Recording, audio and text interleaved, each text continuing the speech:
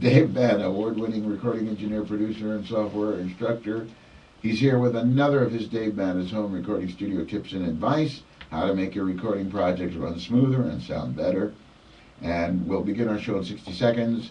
So, stay tuned for Sam Brown's For the Record as we continue, because we are more than just talk.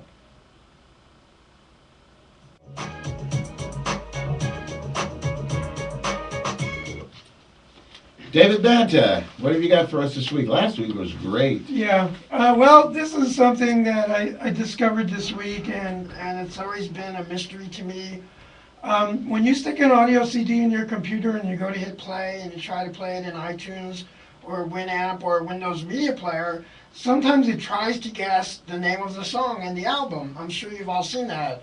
And sometimes it'll guess wrong, and it'll say like U2 whatever, and it's not that song at all. Now, is this the computer or is this iTunes? On a computer. Okay. No, it's a service actually called gracenotes.com, and iTunes and Windows Media Player and Winamp, they pay for the service. And basically what Grace Notes is not all audio CDs contain as part of the CD like the name of the album or the name of the songs. So when you put one in your computer that's anonymous and you open it with iTunes or Windows Media Player or one of the other ones, they pay the service gracenotes.com. You can go there if you want to read more about it.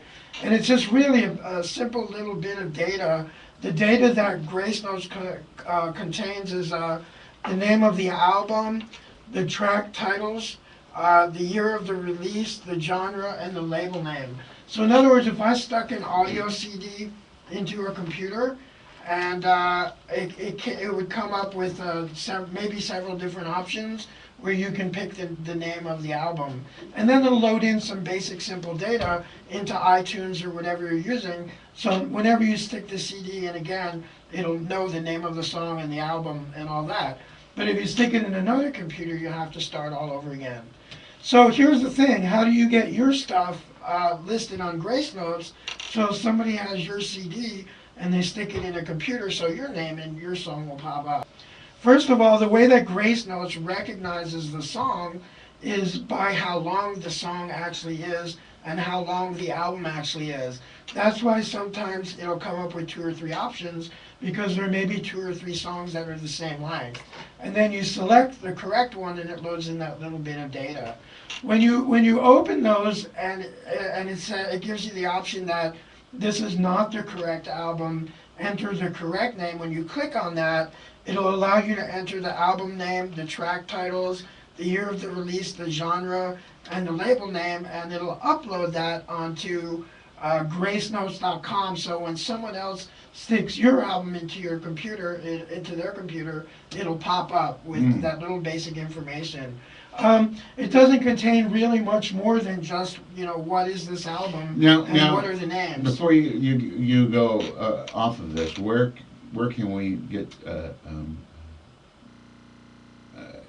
connect to Grace Notes so that we can put that information in? Okay, well, because Grace we want Notes. people to know who we are when we put our Great, CDs in. exactly. Grace Notes actually recommends a free software right on their site. You can go to gracenotes.com, and it's called Quintessential Media Player. It's free.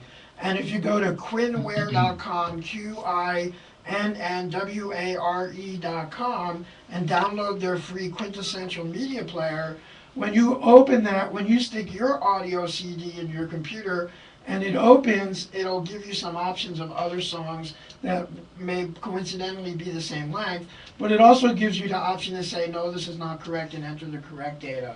And so just by downloading the free Quintessential Media Player, that automatically uploads your data to gracenotes.com. No, you have to type in the word quintessential? No, just it's quinware.com. Oh, okay. QUINNWARE. Because there are a lot of kids out there today who don't even know the difference between the contraction you are and your. Oh, yeah. So how do you expect them to spell quintessential? No, it's quinware.com. Okay. But like I said, it's a freeware that Grace Notes recommends, and if you want to get your little data. So, you know, people get an anonymous CD, you stick it in, it just says track 1, track 2, track 3.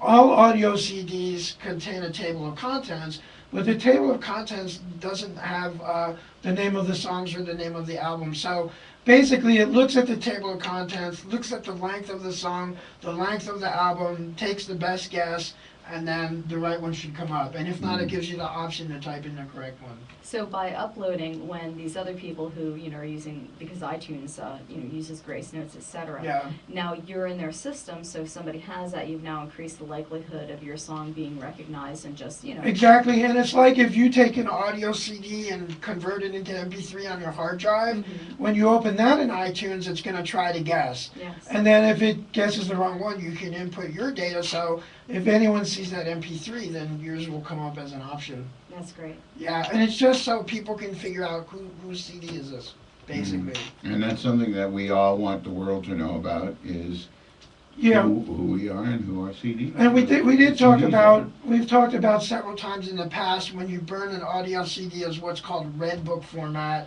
which is the actual format that Philips and I keep thinking Philip Morris, it was Philips and another company, Sony, I think it was, so Spitiv, I think Sony it and was Philips, Sony, because Sony and came up Philips with a were always- CD called Red Book format, which is actually a store-bought format.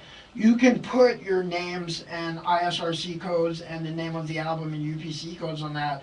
But if someone copies that CD and they don't make an exact copy of it, it'll show up again as anonymous. The only way to truly make an exact copy of a CD is to rip it to what's called an image file. So it takes whatever's on the CD and makes this little image file on your computer, and then when you burn it to a blank CD, it actually makes it identical to the original. What about Toast? Well, Toast is burning software, but I mean, on Toast you can input your ISRC codes and the names. And when you burn a CD, but if someone makes a copy of that, it might lose that data. They might leave that Yeah, off. Okay. and then when somebody sticks it in, it'll give the name of your album as an option. I hear you. So this way, everybody will know who you are when they have your CD in there. I asked about Roxio's Toast, obviously, because I have it. Yeah. But I don't have the I should get the update. But Toast can burn in a Red Book format, which is a store-bought format, which you can put in ISRC codes, which we talked about in other shows, which is how iTunes and stuff track sales.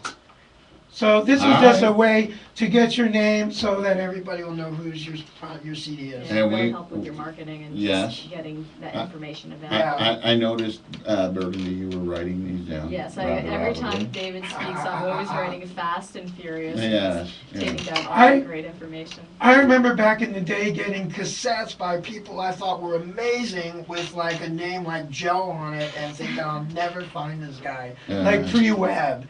But see, putting an anonymous CD in is just as bad as having a cassette without your name on it. All right, before you go, give us a website and email address. MySpace.com/David Banta, B-A-N-T-A, and you can email me at davidbanta, B-A-N-T-A, at myspace.com.